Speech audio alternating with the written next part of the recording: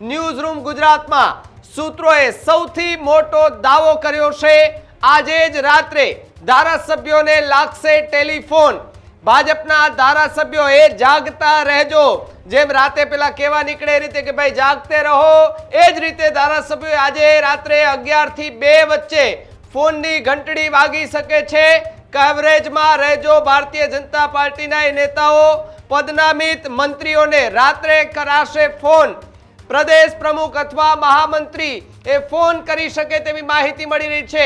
જગદીશ વિશ્વકર્મા કે રત્નાકરજી બંનેમાંથી એક એ ફોન કરી શકે તેવી માહિતી જે છે તે અત્યારે સામે આવી રહી છે। દીક્ષિત, જે રીતે રાત્રિના સમયે પેલા ભાઈએ કેવા નીકળે કે જાગતા રહેજો, જાગતા રહેજો, આજે વાત ધારાસભ્યો માટે પણ કદાચ લાગુ પડશે।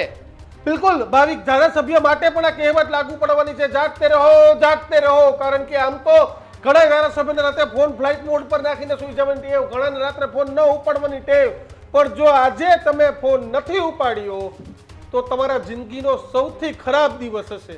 કારણ કે જો ભારતીય જનતા પાર્ટીને તમને મંત્રી બનાવવા હશે, તમને ફોન કરતી હશે, જો કે આજે ભાવિક કોઈ એવું જોખમ જ નહીં લે।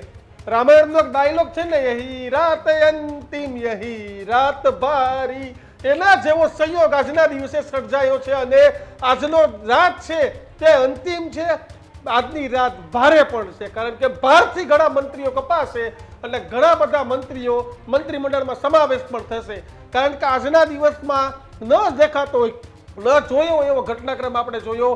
દિગ્ગજો મંત્રી છે તે દિગ્ગજ મંત્રીઓ એ રાજીનામા આપી દેવા પડ્યા। એક બે નહીં, પરંતુ મુખ્યમંત્રી સિવાય તમામ 16 મંત્રીના રાજીનામા માંગી લેવામાં આવ્યા। પ્રદેશ અધ્યક્ષ જગદીશ વિશ્વકર્માના આદેશથી તમામ મંત્રીઓએ રાજીનામા છે તે આપી દીધા છે। એટલે કહી શકાય કે એક બાદ એક સતત અપડેટ સામે આવી રહ્યા છે। ઋષિકેશ પટેલ, બળવંતસિંહ રાજપૂત, હર્ષ સંઘવી, જગદીશ વિશ્વકર્મા, કુબેર ડિંડોર, પ્રફુલ્લ પાનસેરિયા, બળવંતસિંહ રાજપૂત, ભીખુસિંહ પરમાર, બચ્ચુ ખાબડ, આ તમામ મંત્રીઓના રાજીનામા છે તે લઈ લેવામાં આવ્યા। ભાનુબેન બાબરિયા, રાઘવજી પટેલ, આ નેતા આ મંત્રીઓના રાજીનામા પણ, એટલે કે કોઈ પણ મંત્રી બાકી નથી। હું એક નામ લઉં છું પણ કોઈ પણ મંત્રી બાકી નથી।